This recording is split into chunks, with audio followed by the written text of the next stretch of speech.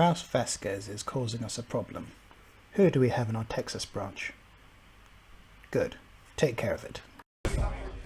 Hello and welcome. This video is just... well, let's just say I've got a lot of good things going on in life right now, which is why I haven't updated my videos a lot.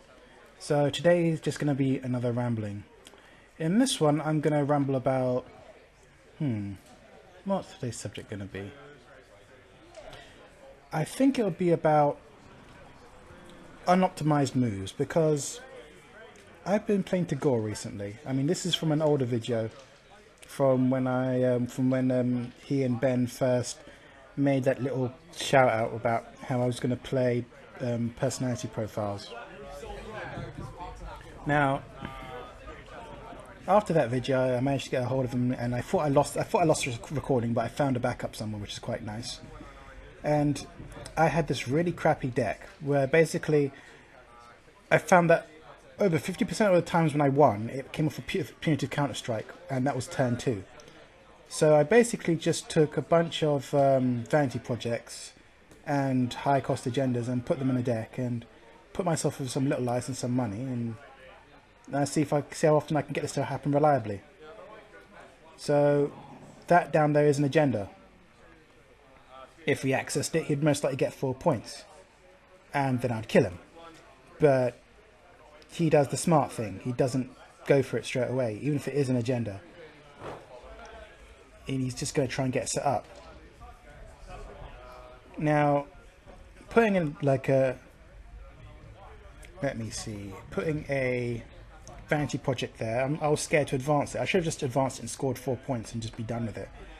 But then I'd be on 0 money, and he'd just run right on my servers and most likely get the money, and he'd have way more money than I could handle with the double punitive, because I wouldn't have enough money to play double punitive.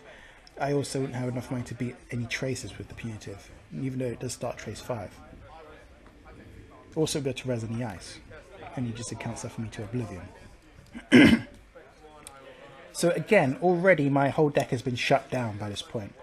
See, and there he goes, plays the count siphon right there. So I'm sort of trying to keep him out, because I can't afford to... I haven't got traditional meat damage, I've only got punitive counter strike, not scorched earth. So again, I'm just going to try and make him cease and desist.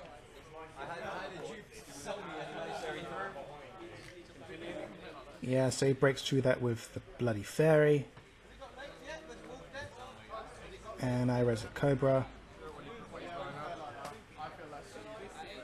And he doesn't break it,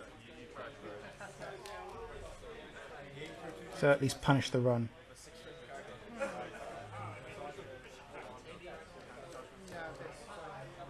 Now I got rid of the Crowder because that's influence, and he's not going to have... I don't imagine he's going to have much influence to spare on another Crowder, and barrels can keep people out.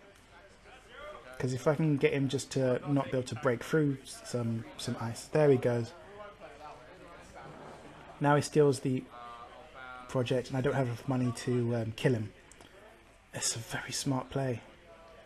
Oh, well, I'm so sorry. No, access. Oh, access, right. I'm so sorry. Bounce this. Yeah, so leader bounces that the ice, there attacks R&D. R&D, actually, no. Okay, go ahead. I should have just scored it out and gone to 0 at this point. But either way, he'd have drained my money, wouldn't be able to res, and I'd be in so much trouble.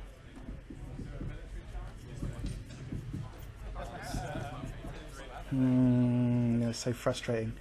Now, again, all I've got down there are agendas. They're literally, all it's to do is just click to run, and he's literally run the game. Literally at this point. I didn't optimize my deck at all. I should have just put in light ice, lots of money, lots of agendas, and then just hopefully get money, put down the agendas, then I can go in for the kill, because I'll be able to out-money him. So, yeah, I've learnt this the hard way. But I'm still maintaining the illusion there that those are like Eve campaigns or Adonis campaigns that I can't res because I haven't got enough money. And he gets rid of a trap, which I believe is brain damage, because again, I want him to worry about winning my remotes. Because a player that's as skilled as Tagore, when they see lots of traps out there, it really makes them think, do I want to run this? I'm not going to run this unless you've got no credits and you can't afford nothing. And that's the only real advantage I've got against such highly skilled players. So there you go, my unoptimized movements here are some form of defense, because literally all he needs to do is just run those servers and steal the points to win, because I'm sure one of those is a vanity project. And the thought would never cross his mind. Even as a criminal, I mean, a criminal would literally gain money from running those remotes. And the thought never occurs. It's just amazing. So sometimes even the most unoptimized moves can be the most powerful. But again, once you've done it, it'll never work again. You'll be forever checked, and everyone always forever checks me, because they know I'm that kind of guy that would do this type of madness. So you probably thinks I'm trying to sneak out an agenda at this point, because that's the kind of guy I am. I would try to sneak out an agenda. So I have a feeling that he's going to run this one. But this is just a test, really. Oh dear, and I don't know if he does run that one. Again, there's no Jackson in the deck, because Jackson makes you look back. If I get an agenda, I try and score it out. That's the way I play. So, my question is to you. How often do you just put out agendas naked? How often do you perform unoptimized movements with the thought in mind, that with the knowledge that no one's ever going to check this, because that would be so silly? Or why don't you just like run a one-off trap and just be surprised at how it could work? Because although I would admit, in the current meta, aggressive secretary is not enough, because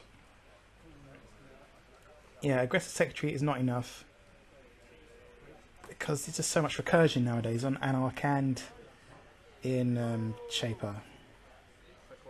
So you have to run Kronos Protocol just to finish everything off. He's just attacking centrals. It's the smart thing to do. He doesn't trust my remotes, which is a good thing to do. But in this version, I'm not advancing out the agenda, which is in the third one, I believe, because he's going to run it. He's just going to drain my money, account cipher me, and then steal it.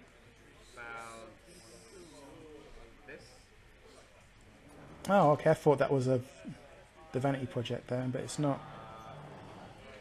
Oh, I see. That's the clone chips, the self-destruct chips. Because again, what I'm trying to do is I'm trying to use brain damage to reduce his hand size, and then I can go in for the kill of a single punitive counter strike. Of course, that's so combo-y. It's never going to work. But that's what it's there for. And see, now, because I know that I've only got, because he's on 4 points, I've got nothing left but 3 pointers, I might as well just punitive for 1. And I'm not going to boost any money for it. It's just make him see if he spends 5 credits just to prevent him from losing a card. And I do it again. I go down to 0 because at this point I know I've already lost the game, because I'm not fast advancing out nothing. So I think this is just my form of surrender, really. It's just to, yeah, it's just my way of saying goodbye. And then I believe he goes in for the kill and gets the win. But afterwards he tries to work out what the hell I'm doing, and the way he says it makes my day, because that's what I go for. So I'm just going to let that play out if he gets the game. Now I've got a few more games to go. I'm just gonna load those up live and raw and leave those unedited. I'll even put the raw of this game, which is very important, because the camera actually attacks Tagore on this. I cut that out because I didn't feel it was appropriate, but I'll put up the raws for games with Tagore. You'll see him get attacked by my camera, and he still kicks my ass afterwards. You'll see how he just totally outclasses me in every situation, and now he's got back his Kuroda. And see, the thing is, I only really truly play Tagore whenever I start getting a winning streak, and because I got a few winning streaks off my punitive counter strikes, I thought, yeah, this is a real deck. Let's try and test it out against a world championship player, a world class player. Tagore played in Worlds, and he just missed the top cut, which was a shame. I was drunk at the time, but there we go, and I was really sad about it. Either way, my rambling point is that Tagore's an excellent player, and whenever you start winning against fun decks, you try and play a competitive deck and a competitive player, and just to see how long it takes for your deck to fall apart. because that's the way I like to do things. I like to experiment with a highly unoptimized fun deck just to see and explore these mechanics and see how much setup it really truly takes. Because sometimes something may take a bit of setup, like Caprice Ash, and oh, he starts checking my remotes now. He's going to go for the win. That's the agenda right there. Okay, I'll let it play out. Ah, stop, no, stop, stop, one thing again. Okay. One more time, one more time. Fine. Just in case. Naughty, naughty, naughty.